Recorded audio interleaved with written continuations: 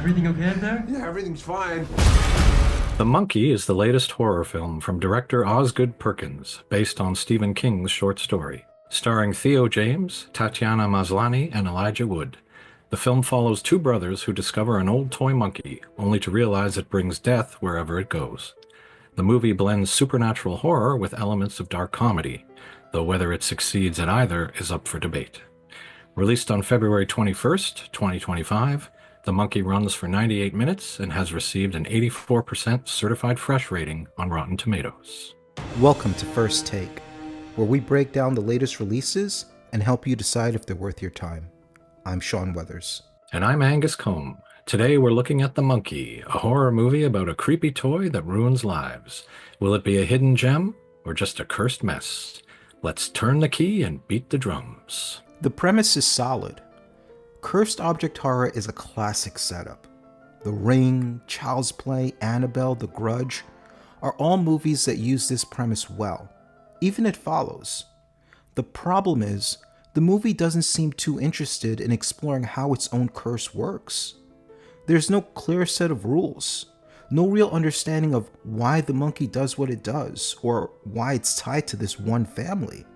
Things just happen. The opening sequence worked for me. Adam Scott, as Captain Petey Shelbourne, looks exactly like an old military guy from a previous era. And when he tries to return the monkey to the antique shop where he bought it, the tone feels right, in terms of slightly comedic but also kind of creepy and disturbing. And when we flash forward via narration to Captain Petey's son, Hal, talking about his childhood, his twin brother Bill, and how his father left them something horrible, I was hooked, and I wanted to know more. Unfortunately, things just go downhill from there. The tone is also a bit scattered. The movie leans into humor at times, but not in a way that really works. The best comic moments for me were Osgood Perkins' cameo, which was genuinely funny, and a couple of moments at the end that I won't spoil too much, involving a woman and her baby and a school bus. But they're all sight gags. Most of the humor felt like it undercut the horror rather than complementing it. The original short story by Stephen King is quite creepy and actually scared the crap out of me when I was a kid. So I was hoping to experience at least a little bit of that feeling watching the movie now. While there was a slight glimmer of creepiness at the beginning, the movie leaned much harder into humor than I expected, and as a result, it really wasn't scary at all. Then there's the pacing. A good supernatural horror builds tension, lets the audience sit in dread, draws out the scares. Here, the kills kind of just happen, quick, abrupt, and without much weight. The lack of suspense makes it feel more like a sped-up Final Destination knockoff, rather than a good Stephen King adaptation.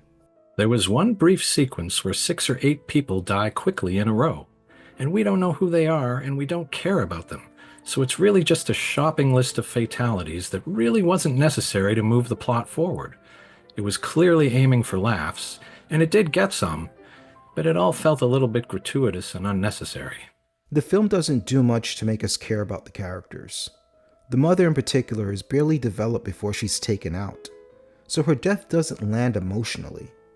And with the way the story bounces between horror and comedy, none of the other deaths feel like they matter either. Director Osgood Perkins made a lot of changes to King's original story, including splitting the main character of Hal into identical twins, Hal and Bill. Not sure why he thought that was necessary, but it just seems to complicate everything without even paying off with a lot of solid human drama. I didn't understand anybody's motivation, and I didn't care much about it either, to be honest. The last act of this film felt particularly devoid of suspense. Just the same old good twin versus bad twin kind of story we've seen before. But it wasn't even clearly that. The performances didn't help either. Theo James is a solid actor, but here he's so monotone and glib that it drains the energy from the scenes that should feel chaotic or heightened. Look at Bruce Campbell in Evil Dead, or Thom Matthews in Return of the Living Dead. Those movies were absurd and over the top, but the actors reacted to the insanity around them with genuine panic and high emotions, which made the horror feel real, and in turn, funnier. Here, Theo barely seems fazed by what's happening, which makes the tone feel off.